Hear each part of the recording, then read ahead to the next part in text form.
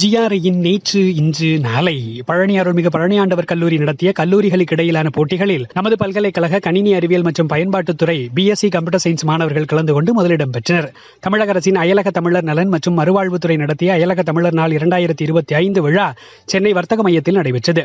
இதில் நமது பல்கலைக்கழக தமிழ்துறை உதவி பேராசிரியர் சி சிதம்பரம் மற்றும் தமிழ்துறை மாணவர்கள் கலந்து கொண்டனர். இயற்பியல் துறையில் தென்கொரியாவின் டோங் பல்கலைக்கழக பேராசிரியர் டாக்டர் டென்னிசன் சவரிராஜ் அவர்கள் சென்சார்கள் குறித்து சிறப்புரையாற்றினார். இதில் இயற்பியல் துறை பேராசிரியர்கள், ஆராய்ச்சி மாணவர்கள் மற்றும் எம்எஸ்சி மாணவர்கள் கலந்து கொண்டனர்.